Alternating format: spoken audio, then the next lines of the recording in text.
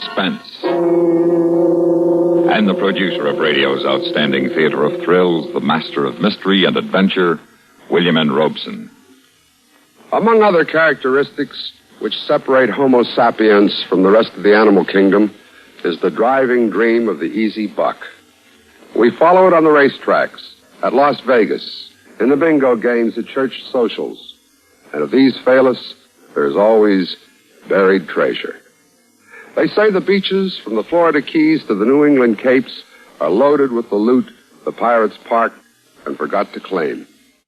All you need is a map and the willingness to work 10 times as hard as you would for an honest buck. Of such a buried treasure is our story concerned. Listen then as Raymond Burr stars in The Treasure Chest of Don Jose. And now, The Treasure Chest of Don Jose, starring Raymond Burr. A tale well calculated to keep you in suspense. I didn't have a map. I had a poem. A curious bit of doggerel. On Dogbody's Island, you could fare worse if dare you willed Don Jose's curse. For there, 33 yards, southeast of the Rocky Guards, you'll find a pleasantly fulsome measure of Gasparia's earthly treasure.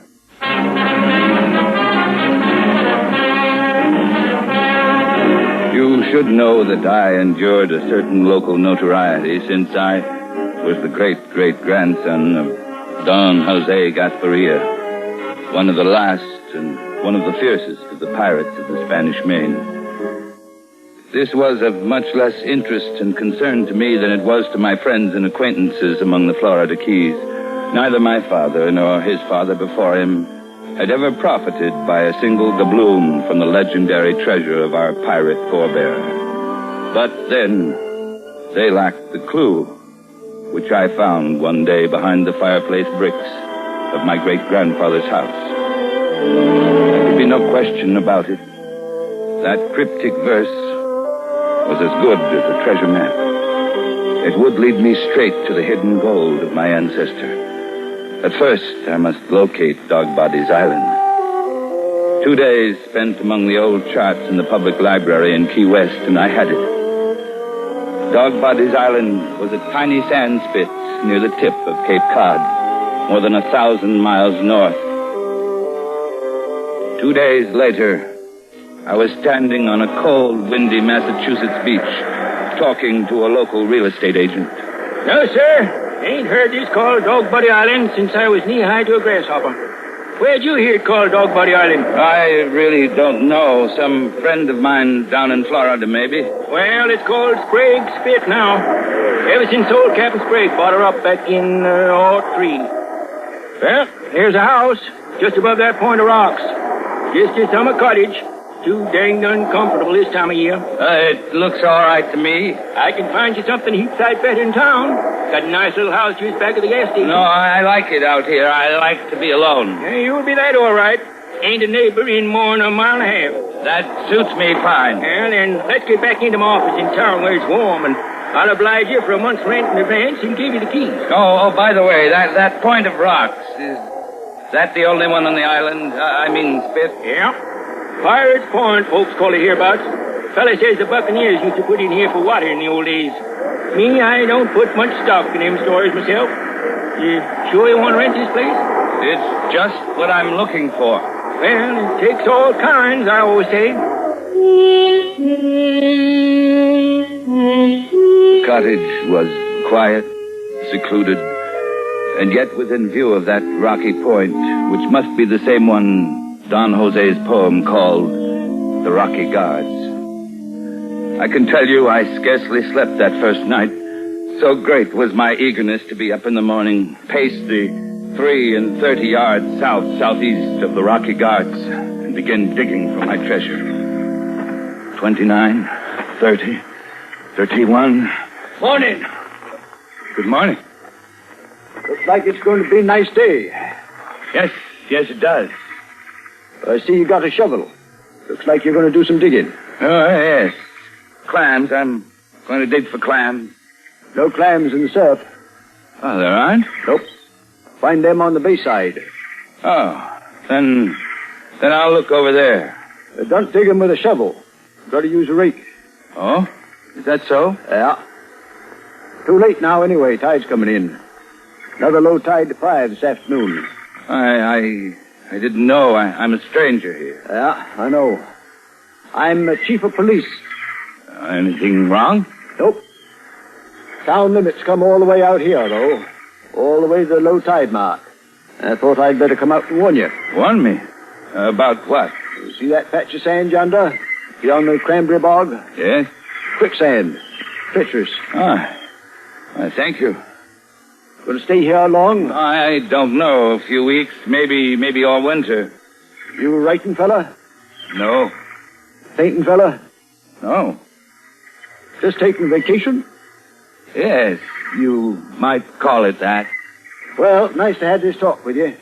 Anything you need in the way of police protection, you just let me know.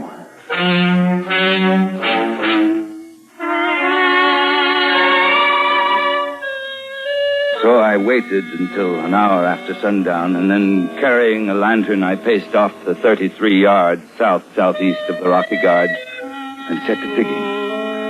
Although the evening was chilly, with a brisk breeze blowing in from the sea, I had soon shed my coat and was dripping with perspiration as I attacked the wet, sliding sand with huge bites of my shovel, widening the hole as it grew deeper until my lantern threw long shadows across the opening that had become large enough for a coffin.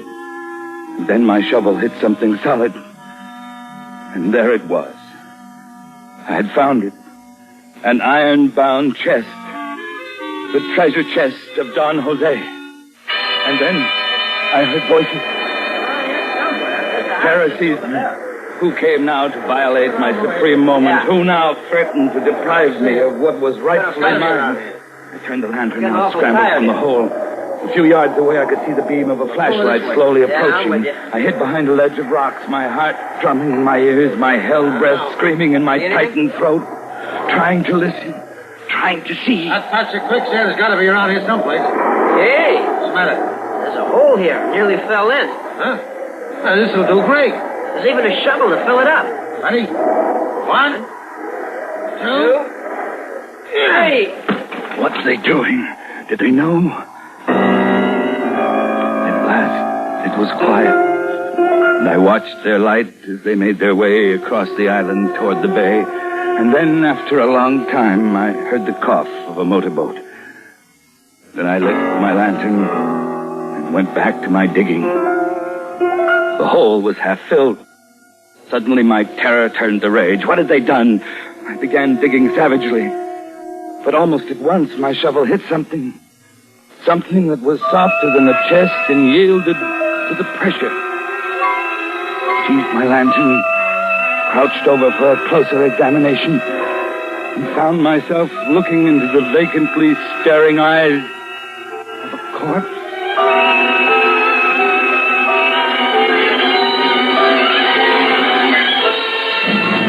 In a moment, we continue with the second act of Suspense. And now, starring Raymond Burr, Act 2 of The Treasure Chest of Don Jose.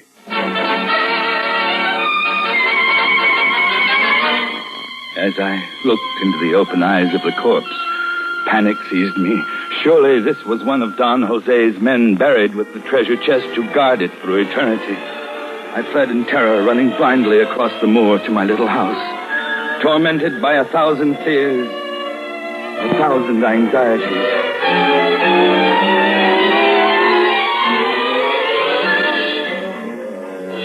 Sometime toward dawn, I must have fallen asleep, for the next thing I knew, it was past noon. Someone was pounding on my door. Hey! Anybody home? Just a minute, I'm coming.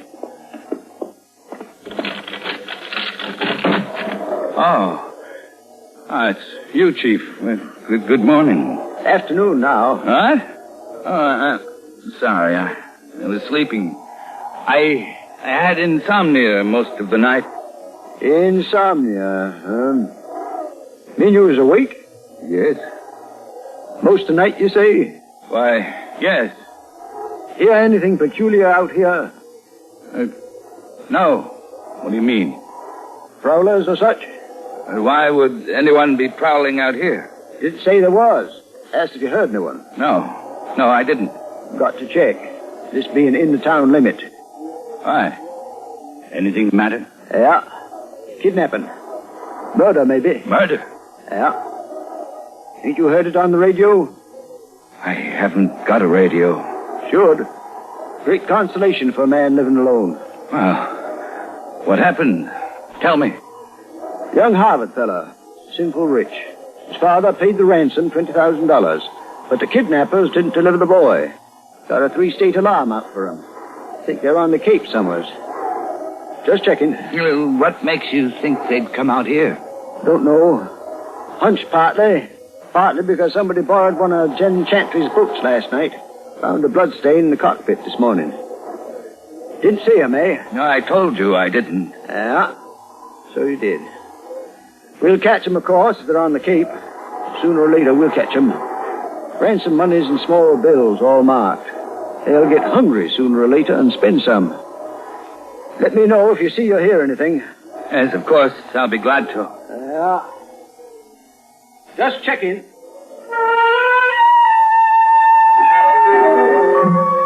So much for the terrors of last night. I had seen no ghost of the past, the corpse of the present. I returned to my digging that evening and quickly disinterred the unwelcome visitor from my treasure hole. Unquestionably, he was the kidnapped victim, a young man dressed in the Ivy League manner of a college boy. I dragged him to one side and set to work. By 7 o'clock, I had uncovered the chest and was about to lift it out of its grave. Will he give you a hand? What? He wants to know, do you need a hand with that? Who are you? How did you get here? Low tide, we walk. Get out of the hole. Oh, answer me. Help him out of the hole, Steve. Come on, pal. Hey, Jeff. What's the matter? The kid's body, it's gone. He got rid of it. What? Get him out of there. Okay, pal, come on. Let me go, please. Let me go. Where is he? What'd you do with him? There. I put him over there. Why did you move him? Oh, he was... Hey, there's a box down there. Ah. What do you got, pal? Treasure? Buried treasure? Don't laugh. Maybe that's what it is. Well, let's get it out of there. Oh, leave it alone. Leave it alone! Shut up! All right, Steve. Let's get it out of there.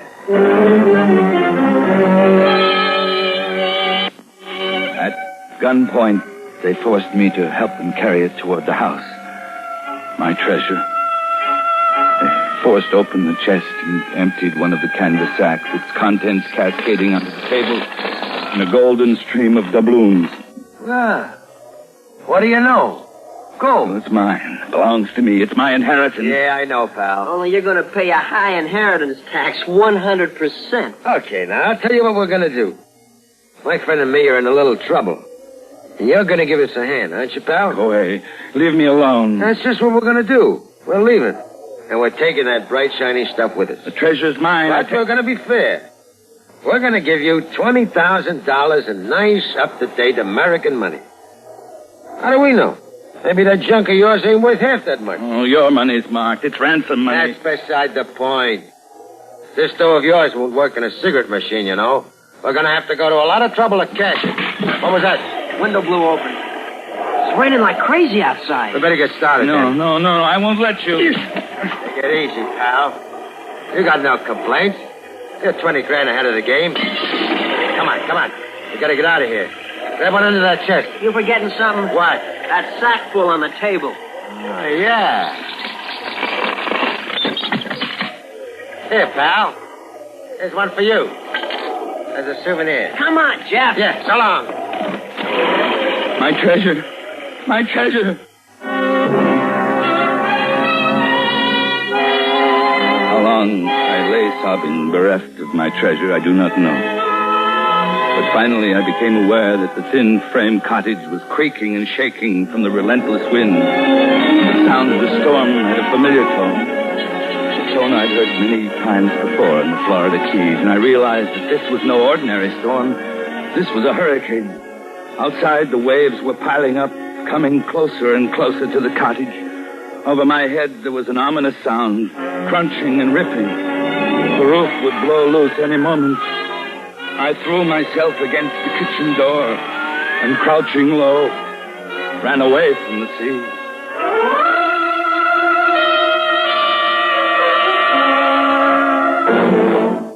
In a moment, we continue with the third act of Suspense. And now, starring Raymond Burr, Act 3 of The Treasure Chest of Don Jose.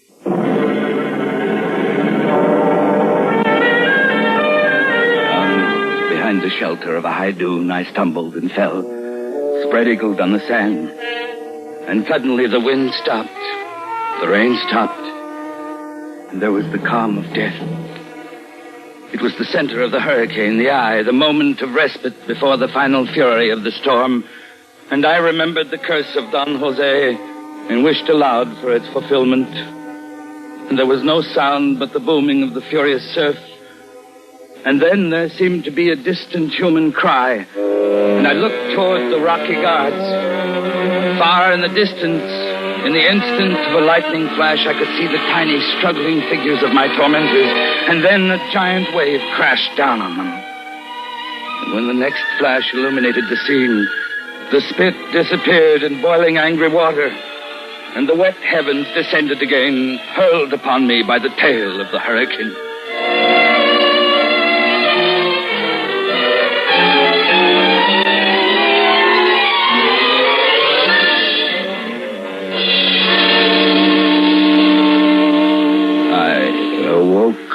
With a light in my eyes, and I heard a voice. You all right? Who is it? It's me, Chief of Police. Got out here as soon as I could. We was worried about you out here with no radio. You couldn't get the storm warnings.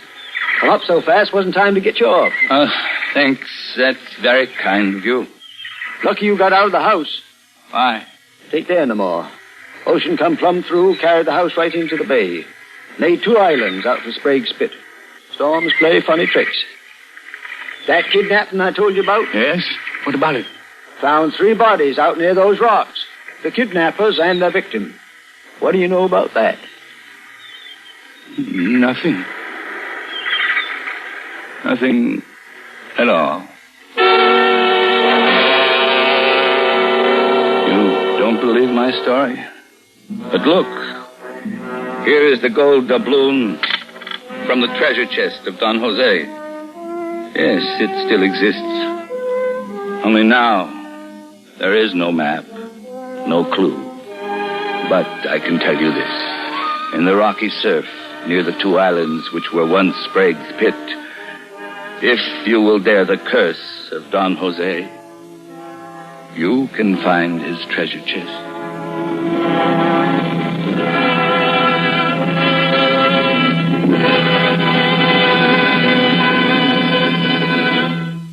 Suspense, in which Raymond Burr starred in The Treasure Chest of Don Jose, written, produced, and directed by William N. Robeson. Supporting Raymond Burr in The Treasure Chest of Don Jose were Joe DeSantis, Carl Swenson, Tommy Cook, and Charles Seal. Listen. Listen again next week when we return with another tale well calculated to keep you in suspense.